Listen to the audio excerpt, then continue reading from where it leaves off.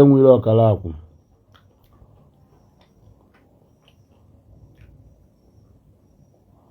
mmiri enwere ọkara akwụ has been vindicated. Remember that some time back na Facebook na mmiri enwere ọkara akwụ gwara ndị be anyị ntu ụfọdụ ndị nwa dibịa ji eji ụmụazị welu pasị ahụ mmadụ wee na-agwọ ọgwụ ego. Mathias na ndị otu ya wee pụta ka ha lie mmiri enwere ka ji. Network na-enye nsogbu. Doris, I greet you. So, Mathias na ndị otu ya wee pụta ka ha lie mmiri enwere ka ji because na ha like ka ekwu anything do bad or ka ikwu anything do negative nwere ike discourage ndị mmadụ from the first going back to the root agenda ha ji. Ha wee kwuo na ife mmiri enwere okpuru ụwa sị na ọ dị eme ha wee chọọ ka ha rie ka ji. Maximus Patrick, I greet you. Ha wee chọọ ka ha rie ka ji. Fast forward today, mmiri enwere has been vindicated. Kelee ebe ha nọ. Ugboro one ka ịfụda n'alụ ha since a ife aji wee mechaa ha gbakọị kamera ha na-aba. You will not see them. You will not see them ka ha ya agbakọị kamera ha. Now, let me show you people. Let me tell you people. Maka ọ na-eme sometimes na-ekwu okwu na Facebook ebe a. Ọdọnụ ka asị na m amaghị ife na-ekwu. Ụmụdana mgbe m gwara ụnụ na-eji mmadụ wee na-ehiwe arụsị. Na a lot of arụsị niile ịfụlụ na ana Igbo taa ma ndị eji ebute na mmadụ ka eji wee hiwe. Ụfọdụ sị na m amaghị ife na-ekwu.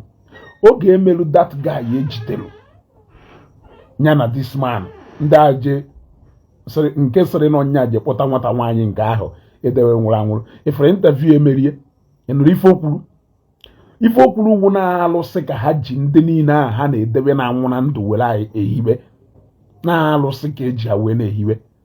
Ịghọtago na ụfọdụ uwe kpuwe onye ahụ okpu eze eme ya gono mee ya nke a mee ya nke a. Ịghọtago onye ahụ nwụzie na-alụsị iwu ife eji ya ehiwe. Mana ọhụụ na ndị arụrụ a na omenala bụ ụzọ okwu asị advocate ya amara na ife niile anyị na-ekwu eziokwu. Ọkwa ife ndị nwa dibịa niile ejide ka ngwa ya eziokwu ike ndị nwa dibịa nọ n'ala Igbo ụzọ ịtọ 2.5 aka ha adịghị ọcha. Sinu na-ezugo kwuru ihe 2.5 aka ha adịghị ọcha. Ọ rụzikwa na-ewe nwa dibịa na-ege ife a na-ekwu ma rụzie na iso na half weni aka ha dị ọcha. Ọkwa ifuru ya a na-egbu mmadụ every day. The more they talk about ndị ụka the more God na-expose na-abụghị ike na-anwụ ka ndị mmadụ na-afụ ka ike ha dụ. The more ha na-eme ka ndị mmadụ kpọ ndị ụka asị the more event na-atọ ọnụ out na-abụghị ike. Mmiri enwere has been saying the truth all this while. And the farm na ife mmiri enwere na-ekwu uwe eziokwu and na ndị be anyị gewe meseji mmiri enwere ntị.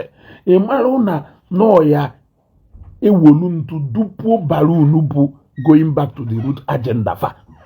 Ha wee decide ya ka ha hapụ meseji mmiri enwere na-enye which is gonna sinu na ajọ ọgwụ pụọ. Meseji mmiri enwere odo very simple. Kedu ife ọ na-ekwu? Ndị be anyị ụnụ agwụzi na ajọ ọgwụ sinu na ịgwa ajọ ọgwụ pụọ. O wee je metụgasị aka the level ụmụnne anyị na-aga were agwọ ọgwụ ma ọgwụ nke ha ji achụ ego. Instead of ndị sịrị na ha awụ ndị na-ekwu eziokwu n'ala Igbo ịpụta ha ma mmụọ na meseji mmiri enwe ilo ha agbapụta ịbịa gwa mmiri enwe ilo na ife ọ na-atụwa ụga. Let us assume that na klọb a asịrị na ndị adụ mmadụ 15 na-enwere mmadụ 5 ọ mmadụ 6 a ka egelu meseji mmiri enwe ilo wee gbafelu ka ọ ya wa na-anazi enya bata na klọb a na-enye ego ifu ndị ona ikekwe nọ ịbata na klọb ahụ wee bịa gwa gị ife eji eme ife na klọb ahụ. Mana ọ wụrụ na ha nyere mmiri enwe ilo aka nyere anyị aka wee ha ma na ntị ndị mmadụ biko na unu egbuzi na mmadụ na unu na-achụ ego na repercussion ya na-adụ very bad. More people will not be joining such movement, but they spend more time trying to attack mmiri enwe ilo na-ekwu eziokwu na-discourage ụmụnne anyị from ịga such ways. Ha nwapụta because sometimes adamada aghọtado area ebe message ha si aga. Anything concerning ọdịnala ma omenala Igbo whether na ụwa alụ or na ọha alụ ọnya ka ha na-apụta na-edefend. You will see them instead of them to condemn the wrongdoings akwa na-eme, they will not condemn it. They are still busy on Facebook today seeking for justice for akwa. Why they are busy pointing accusing fingers at pastors who they have never even gotten one to show us. See, I na ife ọjọọ onye a na-eme nwebughị a pastor ha nọkọta even mgbe ha nọkọta celebrate ba na Governor Soludo apasịkwana the same law ọ pasịrị n'ebe ndị native doctor nọ na omekwa na ebe ndị pastors nọ. From that day till today onwe n'otu mkpụrụ pastor unu nweta nwulu ọkawu ndị dibịa ka aka na-ejide na-agbapụ afọ na-akpụkọrọ maka alụ ha na-eme n'ala Igbo karịrị akarị. Na-esinsi eji wee jide ndị ejide ntọna na-esinsi eji wee jide mmadụ na-ejide ntọna a na-ekwu iche na gọọmenti. Soludo is a professor. Soludo Charles is a professor. I believe that he knows what he is doing.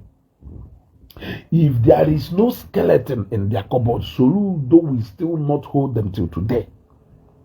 Yes, Mwa Wizugo na well. Owo na ndahi mu skeleton na cupboard ha. There is no way governor I ma work amota Chukwuma Soludo. Yesi we ka hold those people till today. Mana ya funde ya sego na nde pastor wonka na encourage ụmụnne anyị ha arụzi n'ọrụ ha ji emewe nka na miracle ya abịa. Ifu ndị nọ na-achọzi ọgwụ ma oke ite anyị ebi ụmụnne anyị na-edi ụmụnne anyị into ime alụ everyday mmadụ a na-efu everyday ụmụazị a na-efu. Mmiri enwe ilo wepụta wee kwuo ye unu wee dakpo eke unu rie ihe because mụnwa believe na Mathias nwee something ụbọchị nke Mathias ya agbapụ Facebook ya echeki ụbọchị alụ niile that man na-eme na ala Igbo anyị agbapụ Facebook ya echeki. You cannot continue to be supporting evil anywhere there is evil. Oh, obele nwa ka eje jide ife a jide nwaanyị dị ime mmiri enwe ilo kala akwụsị na ejide nwaanyị dị ime gbawa ya afọ mawa ya aka etu a wee dọpụta nwa bụ n'afọ ma ọ dọpụta mkpụrụ obi nwaanyị dị ime ka edebere ife a ọnwụọ ebe edeberie. Mmiri enwe ilo kala akwụsị na ejide ụmụazị were ụmụazị wee gwọrọ ọgwụ nwatakịrị ka eji kụrụ ife a dị nwata wee lapụta fa. Mmiri enwe ilo kala akwụsịrị na ejide mmadụ belu pasị ya na ndị niile a na-efu efu ebe ka ichefa na-eje ọ bụrụ ndị bekoje pasị ha ka afụrụ ozu ha na underground tank ebe edebegasịrị fa. Can you tell me ife do different from ife a na-eme kịta na ife niile mmiri enwe ilo kala akwụkwụrụ? Man, instead ha ya aga with the message mmiri enwe ilo nyeru, they decided to attack the messenger because na ha ma na ọ bụrụ ndị pastor na-eme ife niile ahụ mmiri enwe ilo na-ekwu nọ ndị dibịa na-eme. And when you talk about ndị dibịa na ife ya da abata n'obi omenala ọdịnala. Ndị Nigerian movies art ya film ọdọgasị na ha ma ife ha na art. Can you tell me what is different from ife fana art and all these things na-eme. Ifọdụ ana pastor ya sịrị na oye je wuru mmadụ ka o wee gwọọ ọgwụ na ọta ya. Ọwụlụ nọ nwa dibịa. Ọwụ nọ nwa dibịa. Mmiri enwe ilo is kettle, calling pot black, they are all yes. Ugochukwu Igbokwe, they can be all the same thing, but the fact is that he just said the truth. So why can't we deal with that truth? Why will some people come out to challenge the truth to Miriam Wirokuru when they know that Nifokuru na-eme? Why will some people come out to challenge the truth Okuru when they know that Nifa Okuru na-eme? What is their mission? What is their aim of running program repeatedly? Challenging what Miriam Wilo said, which you know that it is the truth. You know that it is happening. Why they support Miriam Wilo? We push you against such art. Rather, in our try to make them have belief that such things does not exist. How can you be proving that money does not exist when people are indulging in such practice? What movie industry does is they will show you onye gwolo ogwego. You gotta go. Then go say on the end of onye gwolo ogwego. Iwe malo na egwo ogwego na your end. Nya wife Nollywood na-eme. Exactly what Miriam Wilo did. Miriam Wilo told you the nemesis and the end of each mmadụ gwọrọ ọgwụ ego. Miriam Wilo told people to desist from so and so art. Look at what will become of you when you indulge in so and so practice. Instead of umunai in focusing on the message and the lesson of Miriam Wilo, they spend much time and energy trying to convince people that even Miriam Wilo Neku does not exist, when you know that it is happening before your very own eyes. So rather than living in self-denial, why can't you face the fact and teach people the reality that comes with Ifa Afaneme? If you give NGO sometimes, I don't understand their directions. Look at ha na-enechasịala alụ niile ndị nwa dibịa na-eme n'ala Igbo si na pastor ndị pastor wụ pastor so one ka enweta golu this kind of alụ na church fa. Can you tell me? Nke ọhụụ na jerube nwa dibịa jekwa gwọgwụ ọ ka ụkwa nwa dibịa ụkwụ isi sekpụ nte. Yes, nke ọhụụ na enwetakwara ngwongwo si be nwa dibịa ọ ka ụkwa otu dibịa ahụ ka ọ na-apọịnta aka, because na etu ahụ onye ohi si jee ebe ahụ je gwọrọ ọgwụ, ka nye nwa pastor si jee ebe ahụ je gwọrọ ọgwụ, ka onye na-atọ ntọ si wee jee ebe ahụ je gwọrọ ọgwụ. Ha ncha niile ewu nwa dibịa ahụ with the beginning of that crime are committed. They are for her today. Till today, ụfọdụ n'ime ha ka na-esiki for justice for akwa, justice for onye eze, justice for ekehit.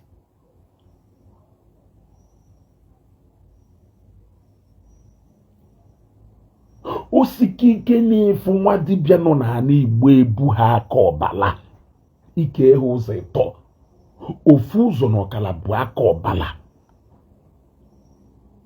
Ọrụzie na nwa dibịa na-ege m ntị a, jụọ onwe gị ajụjụ, iso na ha afụ n'ifọlụ ebu ha aka ọbala? Because n'ụdị ọgwụ ha na-agwọzi kịta and ife ha na-agwọzi kịta esigo n'ife eji wee mmadụ dibịa ndị Igbo wee pụọ. Even na mgbe gboo, ndị dibịa niile gwọrọ ụdị ajọ ụgwọ a generation ha bidoro ịgwọ kịta, ha ncha niile ebucha aka ọbala, ha ncha agburu mmadụ babaligori. Jee jụọ ajụjụ, mgbe gboo ndị dibịa niile kpara ụdị ike a gwọrọ ụdị ajọ ụgwọ a, ọnya ka Miriam Wilo kụzichara akwụkwọ wee sịrị na mgbe ahụ na ndị dibịa ahụ na-ekpa ka ha na-ebi na ha ebi ebe mmadụ bi.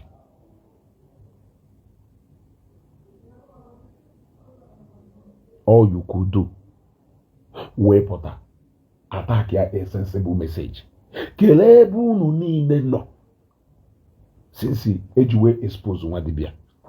Ha nọ na club mmadụ 15. Onwe club ndị nwa dibịa na-agbataghị n'obi. Onwelu club ndị nwa dibịa na-agbataghị n'obi kịta enwelu na Anambra steeti ya. Ifuru ebe ha na-erekrut onwe ha wee na-eme alụ. A na-abụ ego na-agha ego ebe niile. A na-eke mashin na-eke ife niile. Ọ na-atọghụ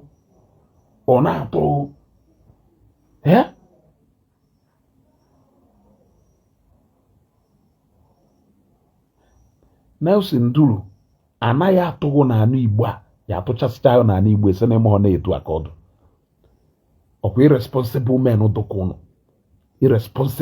dụka ụnụ. Chineke ya esi na nwa ụnụ mụtara amụta wee tụọ n'afụfụ. I bet you mark ya today's date na akwụkwọ. Ịghọtago? Mark ya today's date na akwụkwọ. Ihe emecha ba anya m anya m. Irresponsible people like you. Alụ ya kwụsịnata n'ala Igbo mana alụ ya adị erisi ndị mmadụ n'ala Igbo steeti. Ịghọtago? Ịchọkwụlụ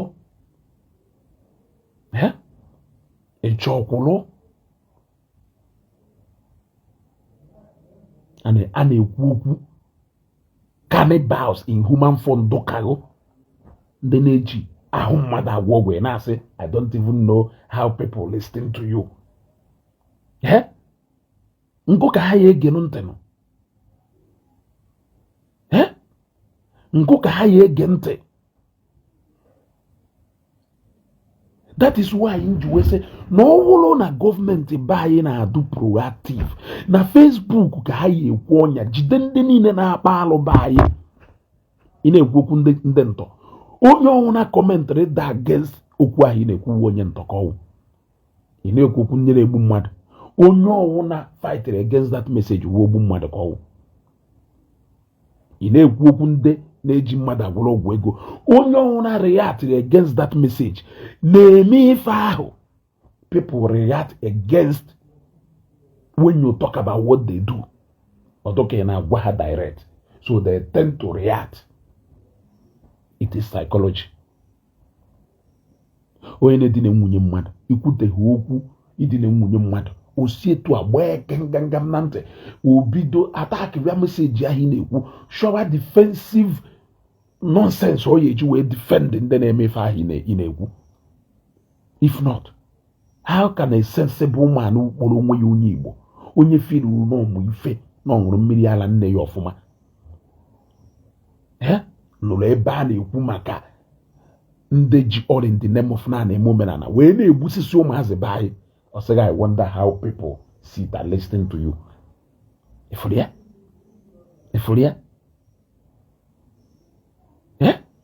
Na Facebook ifuru ndị ugbu mmadụ ka na-abatakwa na esoro anyị na-eme program. And that is why ị na-ekwu okwu ezigbo ife ọ na-ata ha alụ na ntị. Look at ife a na-ekwu a sensible human being kpọrọ onwe ya onye Igbo pụta sị I wonder how people sit down to listen to you.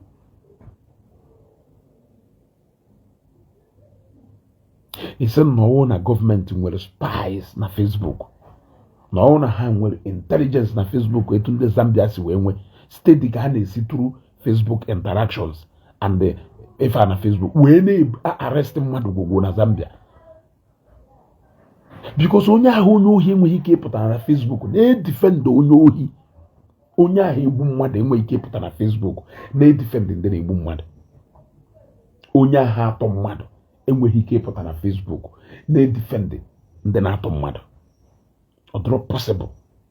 Onye ahụ agwụ oke ite adịrọ possible na ya apụta na Facebook na-edefend. In fact, onye ada agwọ ọgwụ adịrọ possible na ya apụta na Facebook na-edefend ndị na-agwọ ọgwụ. Ọ dịrọ possible. So all been docha, more no African countries are police country. Intelligence hana enwe na Facebook. Only the kind of comment here make career, they follow you up. They follow you up. You know, kata police agbawa dog bata search ya be search be niile because ana ekwu okwu ndị na-aṅụ ọgwụ ike epụta na anụ ọgụ ebe ị na-edife ndefa o gosiri na ịma niile iseda niile ele ọ na-aṅụ ya aṅụ. So police bịa begu, there is possibility that na ha enwetarịrị something. Sometimes ifu ka ụfọdụ ụmụ okorobịa be anyị na ụmụ agbọghọbịa be anyị si erizi na Facebook ị na-ajụ onwe gị obodo a onye mechazikwa adụ mma, obodo anyị nọ na onye mechazikwa adụ mma. And you will see their reasons na enwe some matters nwee ka o si wee dụ na Facebook.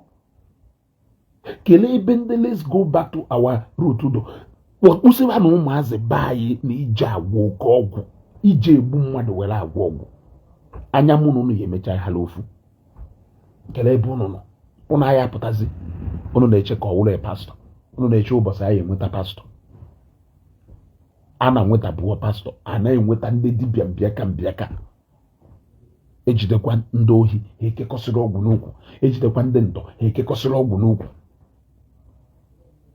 Iwolu eliri ike chie ntị mee ka ọ na-ịmaghị ife na-eme nya ụfọdụ n'ime ụnụ ka ntaramahụhụ ụnụ ka na-abịa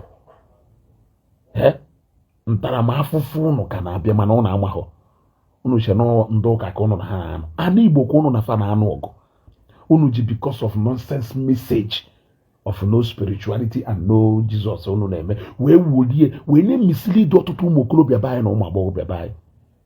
Ntaramahụhụ unu ka na-abịa mana unu amaghọ ụfọdụ n'ime unu ya atachasịcha afụ were imisiere ọdụ n'imi ma ndị n'obodo oyiwo Trump na ụfọdụ obodo na ha emela ọzọ ya adụ so strict and difficult for foreigners.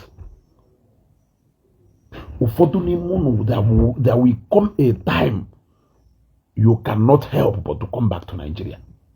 Ịbata ebe a eke na ife oriri ewe dị n'elu ka nọrọ n'obodo oyiwo taa ịgba kamera ya na-akọtu. Don't worry, one day ọkwọ Trump emewe na so many immigration laws. Yeah, very soon it will start fishing some of you and bring you back to obodo a. Ebiaru obodo a dọnọla ana ị nọrọ n'ime nsị ahụ ịnyụrụ ejụrụ n'ihe ekpo everyday nọ na Facebook na ana ndị ụka na ana ndị pastọ ị nọrọ alụ a na-eme lukata ụdị oke ite doba akwa lukata ụdị oke ite do ịgbakọ oke ite dobe ndị nwa dibịa na ana Igbo kelu ndị nwe ihe ọwụ ndị kpọrọ moto pas na ngwọ ka ọwụ ndị kpọrọ machine pass ka ọwụ ndị na-ele building materials ọha nwe ite niile ahụ dobe ndị dibịa ọkwọ easy money ka a na-achọ ịfụchasịcha ya ewole akwa kechie anya si na ndị ụka na encourage ndị mmadụ adazi na work hard nọ ndị ụka na encourage ndị mmadụ adazi na work hard ekwute okwu nwa dibịa kwuwe justice for nwa dibịa mana over how many years ka ị ka na-achọ a pastor ya indict jide kwuo tanya wulu nọ a pastor ka enwetara ifa kwuo tanya wulu nọ a pastor ka enwetara ifa mgbe enwetara nke gburu enyi nwaanyị sele n'ọwụ a chorister ha brand ya nọ a pastor immediately ka message ha wefra ịmakwa ife unu na-ese etiri ndị pastor trap ka ha ma trap aka na-ama ndị nwa dibịa wee lụta iji wee gosigo na ife ọjọọ do clearly written and bold. What I give an ifuche eziokwu one day your child, your wife or you will be a victim of all these things in a claim ignorant of. You are claiming ignorant of it.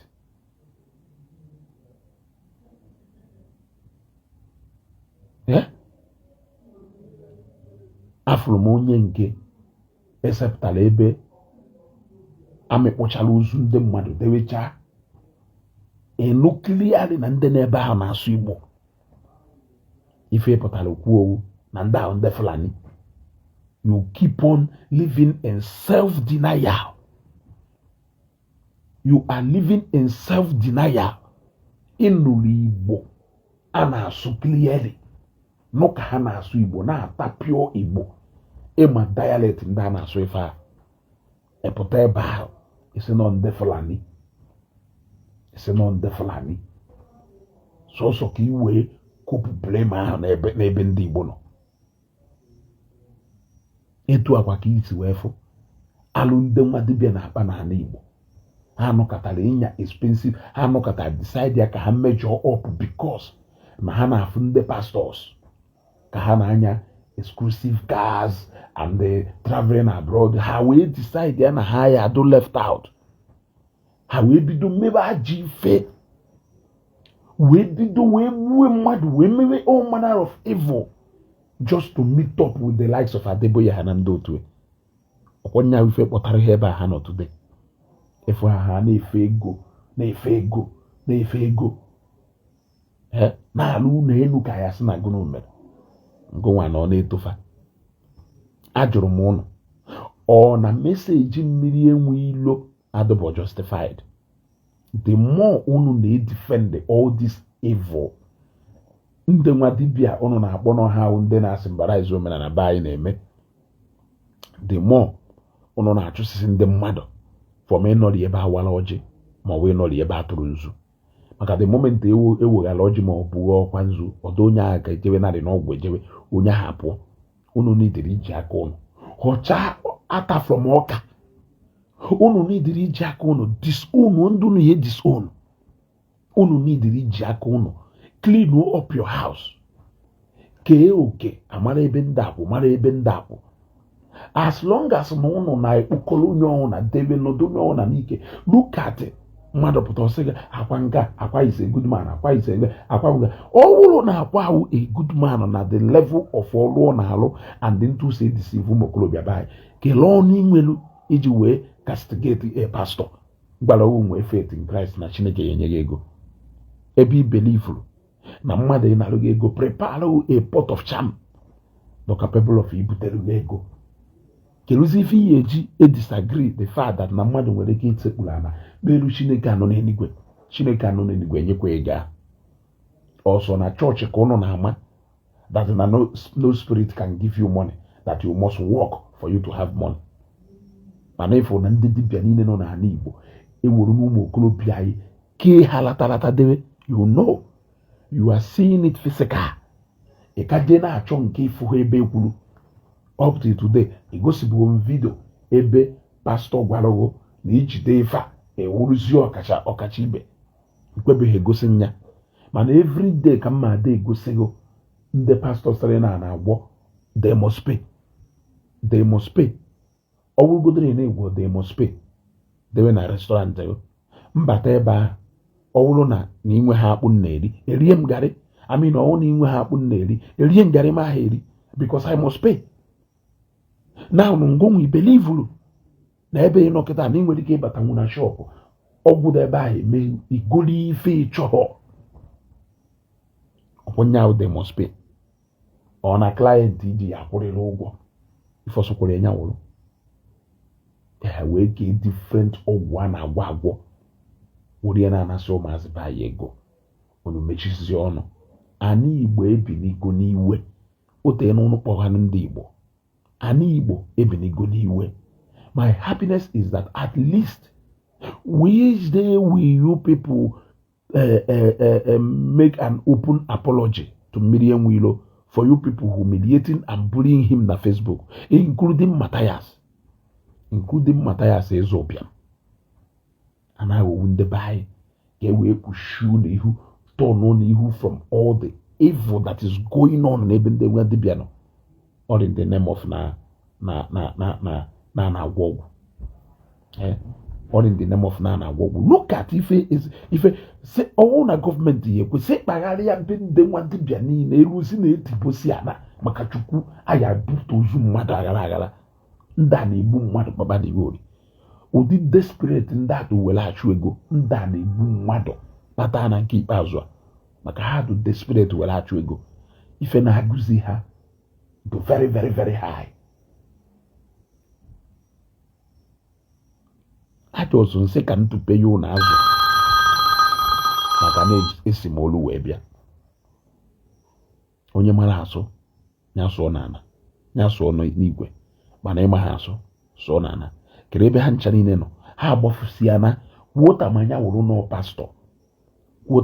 nọ pastọ God just wụrụ nga chọọ ka o mepee ndị be anyị anya kpagharịanụ na nke ndị nwa dibịa niile a ma ebe ha nwere unu brekienu every unbreakable unu afụghị ụzụ mmadụ aghala unu amalụ sọsọ na anwụje ndị dibịa one ntọna amụje ndị nwa dibịa one ntọna ọnọdụ bohowu kiria na ife na-ebe nwere ebe o si ebe ọnọdụ bohowu kiria ọka nwere ife ka na-achọ ka ịfụ bụ o nwewo mmanụ mere vida ọdụ ka egwuregwu ka ọ na-egwu mana ifukwa na ife a ọ na-ekwu dum nke eziokwu ntọna anyị hazi n'unu ntọ n'ọzi once in a while were ile ugwu eze gị ọnụ ebe aka mma hapịa ka abalị amaala anyị mmụtachifon